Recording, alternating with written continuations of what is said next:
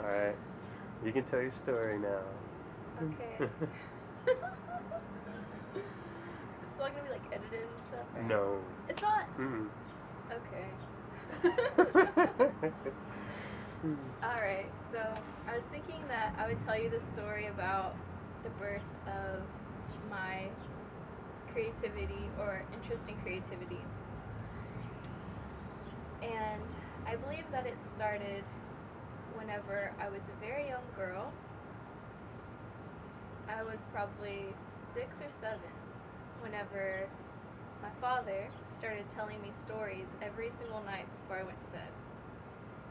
And in these stories, he would create these elaborate, in-depth stories about me being a little Indian warrior princess named Ariana Whitefeather. Yeah. And in these stories, I would do everything from go out and kill deer for my family, to fishing for my family, to just watching beavers build a dam for fun, and watching wildflowers grow over the course of a few weeks, and then migrating to another place. I had Indian boyfriends in these stories, and a really stern father, but loving father. And these stories went on for at least 2 or 3 years. So I felt like it was a really huge part of me at that age, from 6 to 9. And so every night I looked forward to my Ariana Whitefeather stories, and Dad, what am I gonna do tonight?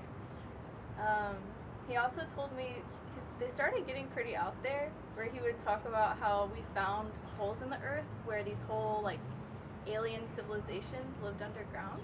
As Indians discovering this, and us having these crazy conversations with aliens, and a lot of fun stuff. And there are times when I feel like I can't remember what's real and what's not, but at the same time I can. But it was just a part of this really colorful imagery that was actually created in my mind because of the stories that my dad told me. So one day, my dad and I were walking around our old neighborhood, like we usually did, and it would be me, my little sister Lauren, and my mom would come sometimes too, but we would always just take the same block around the neighborhood. One day, we decided to veer off the normal path, and we found this little pathway that went next to the drainage ditch that was required in our neighborhood because it was a suburb in Pearland.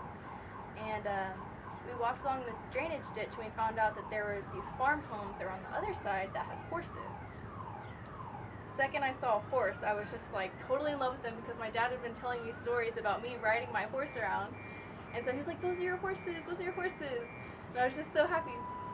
And so we would take carrots to them and just go feed them. We started visiting them almost every single night. And we would walk further and further every time, and we came across this creek. And it was almost as if the further we went, we found more of nature and more just beauty. Like, we found the horses, we found the creek, and it was like these stories were coming to life. And on another one of our walks, we were walking, and I saw this mound of dirt. My dad pointed it out. He was like, Ari, look at that. It's fresh dirt. Look at that. And I was like, what is it? What is it? He's like, Ari, this means that someone has just buried something here. It was probably one of the Indians that were being chased by such and such tribe from the story that he told me the night before. And so I was just so, oh my God, Dad, what did they bury? What were they trying to hide from them? Oh my God. He was like, dig it out. I was like, okay, I'm digging it out right now. And so I dug it out, and it was this old wooden box with this huge, beautiful rabbit fur